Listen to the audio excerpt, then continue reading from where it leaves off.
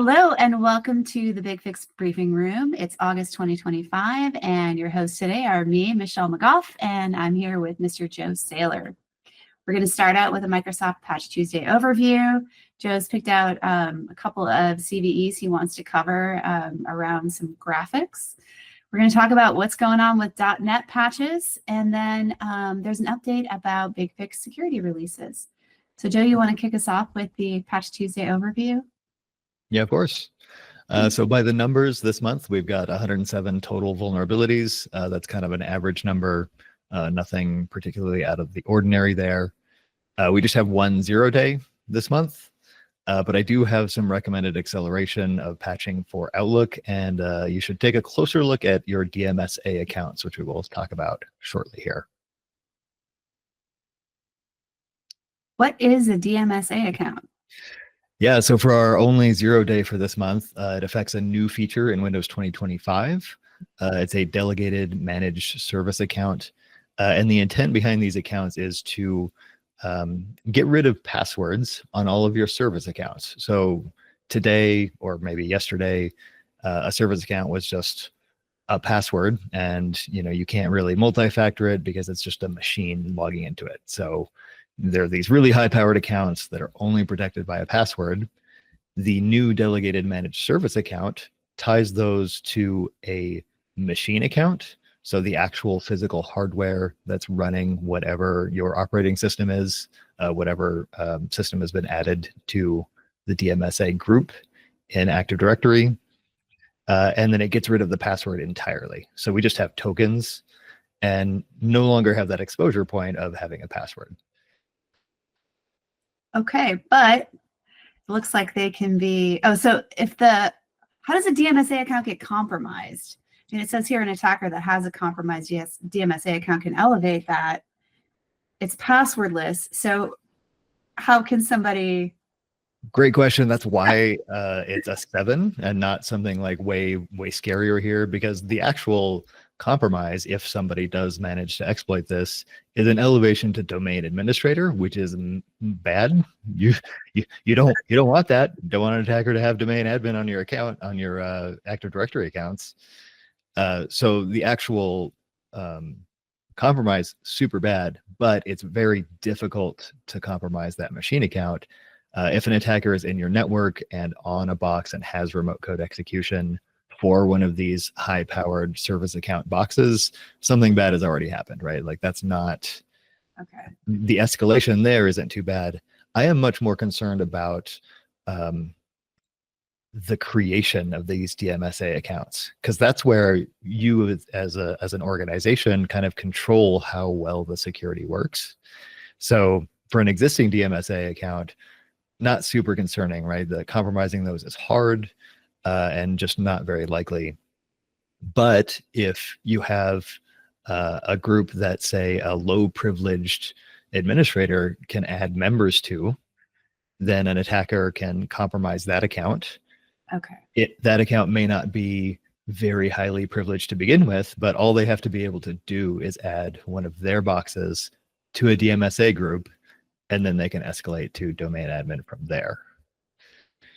So to me, that's the real danger of this vulnerability. It makes compromising low-level accounts way more dangerous than they should be. Okay, and then given the difficulty of being able to access or compromise one of those accounts, do you feel like a 7.2 is pretty accurate in terms of severity? Yeah, just because of how difficult it is, yeah, for sure. I think the severity is okay. There's no exploits out in the wild for this just yet. There's no evidence of compromise using this. So we aren't in too much of a race. But again, just the hygiene on controlling access to who can create dMSA accounts is the most important thing. Organizations following, a zero trust kind of model probably already do this, but just make sure that you have, very minimal access to creating these service accounts, because that's the only thing that can really be dangerous here. Okay, I have another question. My understanding with the 0-day is that there is remote code execution in the wild. Hasn't that always been sort of part of the definition? But in this case, we've got 1 0-day from Microsoft, and there is no remote code execution in the wild. that we know of yet? Yeah, so that's kind of a conflation of active exploitation. So that would be like the known exploited vulnerabilities list, the Okay. sysexdev list. So those are ones that are all Already have an exploited. active exploit, right? They have known code out in the wild that is currently taking advantage of this. A 0 day just means that there was disclosure of the vulnerability without a patch being available. Okay. So that means that attackers have a head start on you, right? Like that's the danger of the 0 day. Like an attacker could have been developing code against this earlier than right now, than when the patch was available. So then there's no patch for this. There's just mitigation, or there There isn't. Yes, there is a patch today. When it was disclosed, there was no patch. Okay. Thanks, Joe. All right. Moving on to just regular old criticals here. This begins kind of a cascade of graphics glitches this month. This one is particularly strange because it's just when Windows tries to look at a JPEG file, just anytime. And think of how often you load images, right? Like that's a web page. Yeah. That's just everything. We're looking at images all the time. And there is an issue in the graphics driver that allows an attacker to craft a JPEG file and just run whatever they want on your box. Ouch. And that's it. Well, okay. Yeah. It's a 9.8 and there's remote code execution. So these images are out there. More malicious images. Okay. Yeah. And I didn't explicitly call out kind of patch acceleration for this one because this affects all boxes, right? Like this is all user boxes. We don't really care about servers in this case because on a server, you're not typically like opening stuff. Right. My only like kind of fulcrum here for the decision point is this is everywhere, right? So you can't just target individual boxes to patch them ahead of time, patch them faster than, maybe your process allows. It has to be everything in order to cover it. And then now you have to weigh introducing the risk of patching everybody earlier and all the communication and stuff that entails with the risk of the exploitation here. So if you're especially risk averse, I think patching all of your client boxes makes sense faster if you can manage it. But there's still that risk to consider of patching too quickly and too aggressively, maybe running into other problems because of that. Okay. Yep, it's all part of the job. Yeah. You said there were more, so there are more image related. Yeah. So I always see this with just groups of vulnerabilities. It seems like somebody finds a vulnerability in a single thing, one specific type, like the URL redirects that we saw just a whole spate of a couple of months ago, and then security researchers just hammer on that one thing. And I think that's kind of what happened here. So, we saw the really dangerous graphics driver update for decoding JPEGs, and then, people just hammered on the graphics driver. And that's what happened here. There's another graphics device interface plus GDI plus vulnerability. This one isn't quite as bad because it actually requires a user to view the metadata of an image, which sounds easier to exploit, but kind of paradoxically, it's harder because you actually have to open it to see the metadata. Like just opening a web page and viewing the JPEG doesn't necessarily get to, like, it doesn't care about the metadata, it just cares about the image. So in this particular one, it requires a user to actually open the file. Okay. Yeah. What about solutions that say ingest metadata about files, like file integrity monitoring? Would that also impact that, or do you really have to like intentionally launch that photo into like a photo viewer of some type in order to?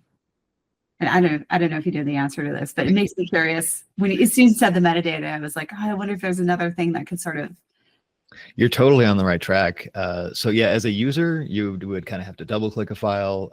I think even maybe right click properties would kind of get you there as well. But the dangerous part about your line of thinking is that web servers ingest these files. And so a web server that is vulnerable to this, Sure. an attacker could, Yeah. if there is a point in your web server where you're allowed to upload a file, then an attacker could maybe upload a malicious JPEG and achieve remote code execution if your web server ingested in, just the wrong way. Okay. Yeah, I mean, okay. Yeah, that opens up a whole different can of worms. So yeah, close this vulnerability. This one doesn't specifically call out Windows 11 or 2025. So I'm assuming this has more broad applicability. Correct. Yes, this applies to pretty much all Windows operating systems. Okay. All right. Are there any more graphics? Okay. Yeah, no more graphic stuff. Our good friend Remote Desktop is back. Slightly different component. This is not the gateway component this time that negotiates your connection to a remote desktop box. This is the actual terminal service server that's vulnerable. Same deal with kind of all of the other remote desktop server vulnerabilities. Check to see where it's running. It's not installed by default on servers, of course. So we've provided a little bit of relevance here to see if you even have this running anywhere in your environment. And then, maybe target patching those servers first. It's only, and, I say that somewhat sarcastically, but it's only a credential spoof, meaning that, an attacker, if they take advantage of this, could use the credentials on your remote desktop server to do other stuff. Not quite as bad as remote code execution, but it still has significant impact. Yeah, and remote desktop is not enabled by default, so you should know if you've enabled it. But I like what you have here is just to have folks look for the existence of the running service. Yeah. To get an idea of the scope. Okay. Awesome. What's next? Next is our good friend Microsoft Message Queuing. We had a vulnerability on this earlier this year as well, so if it sounds familiar, that's where it came from. So the vulnerability here is remote code execution. So obviously the magnitude of impact is pretty high. It does require an attacker to win a race condition, meaning they have to just absolutely spam your message queuing target with just a bunch of requests to take advantage of this. So they have to be pretty persistent. It's not like, you have an MSM queue box online and it just gets instantly taken down. Go ahead. Oh, well, what's got me thinking is, yeah, it's probably not going to be a person there just constantly spamming the queue, but that's something a bot could do really well. But it would have to be really a target, or more likely it would be a targeted attack. Yeah, one of the advantages of having, advantage is a terrible word to use, but one of the upsides of having to satisfy a race condition here is that it's very difficult to blanket a whole population of boxes with enough traffic to break the race condition. So it has to be kind of targeted. They have to know where you have MSMQ enabled. So it's just not as straightforward to take advantage of. Okay. And then we're looking for that running service anyway, so we can identify where the risk is located. So yeah, that's great. I like that you included that.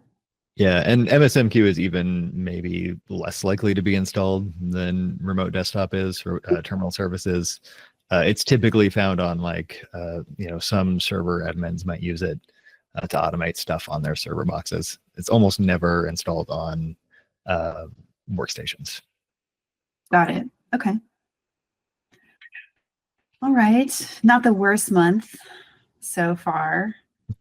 Poor Office. I know. All right, let's hear it. It's the same. I don't even update this slide anymore. I changed the icon a little bit.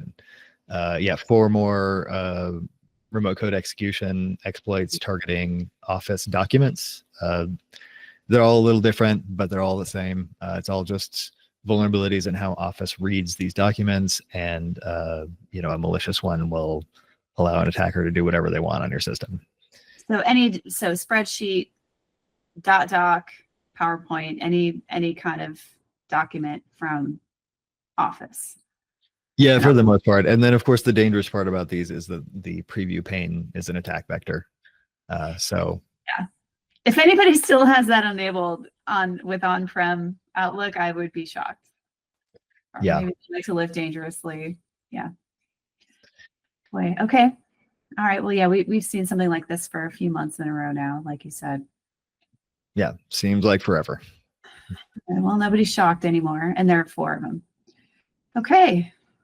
All right. That's it for our vulnerabilities this month. All right. Well, I think the story of the month is my story. It is. It's my story. I got so many requests or questions in the past couple of months about where are the .NET patches. You know, Michelle, I haven't seen any .NET framework or core patches from you guys since January. Why aren't you publishing them? Or why is it Microsoft, you know, publishing patches? They are. Here's the thing. There are no new CVEs. So security researchers haven't pointed out any new CVEs. So Microsoft is still releasing content, but because there's no associated CVE, they're just KBs. I have read through some of the release notes on those KBs, though, and some of those KBs contain what I would consider security updates.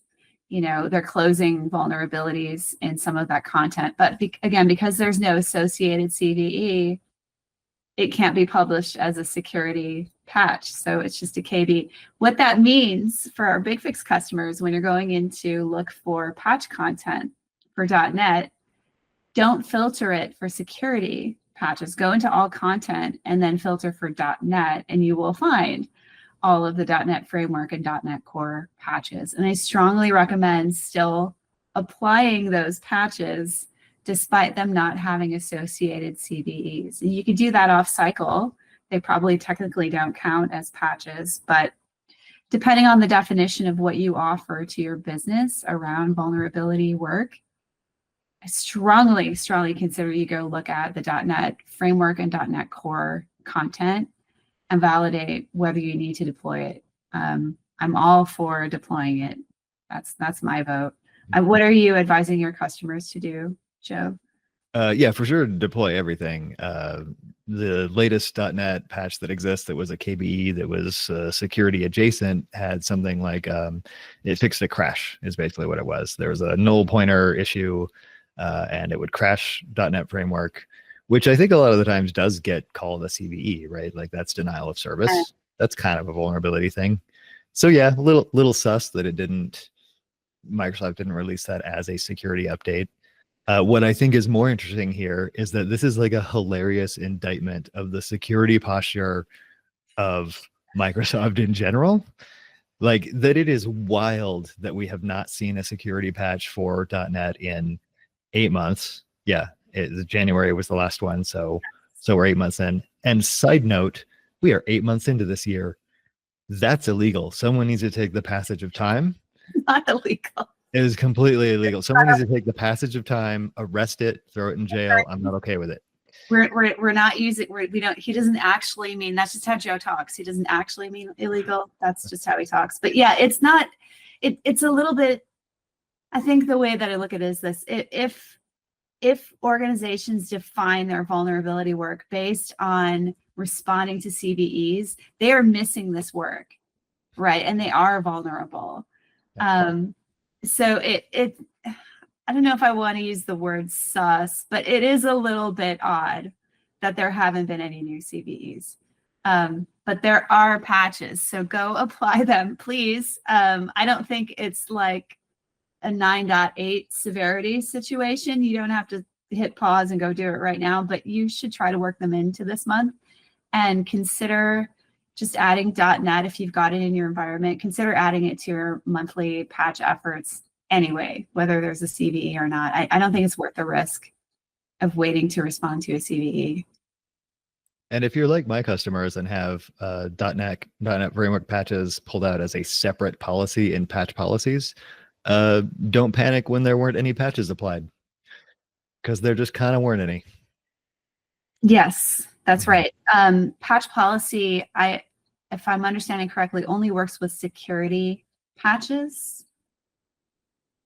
as far as I know. I don't think it works with third-party app patches. It has to have a CVE. It has to be a security patch. That is something that we are looking at, though. So for our customers who've been wanting to have patch policy, to have that functionality outside of security patches, that is something that product is looking at, and I wouldn't be surprised if we went ahead and fulfilled those requests. But at this point, there's nothing committed.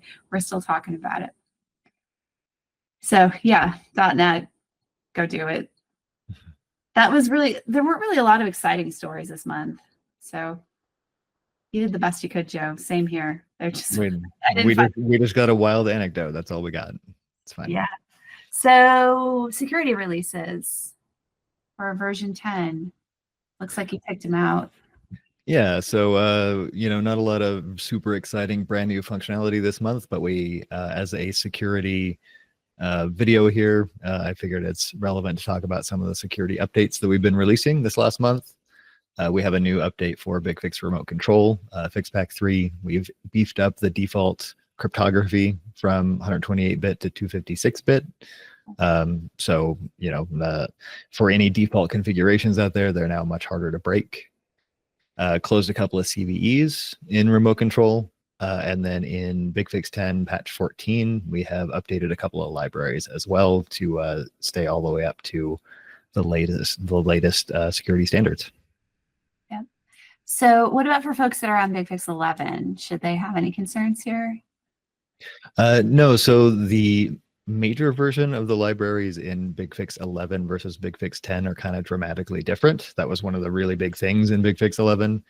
For instance, OpenSSL in BigFix 11 is on major version 3. So we're using OpenSSL 3, and the OpenSSL 1 extended maintenance updates are not directly one-to-one with OpenSSL 3 updates. Okay. And so they do not happen at the same time. All right. Well, so as months go, what would you call this month, Joe? Yeah, I mean it's kind of a waffly one for me. Yeah, there isn't something very, very clear that you need to patch right this second, but it has a couple of really potentially nasty ones that will be hanging out in the back of my mind for sure. Cool. Well, all right. Thanks for all the effort, Joe. It's great having you again. For those of you still with us, thanks for joining, and we'll see you again next month.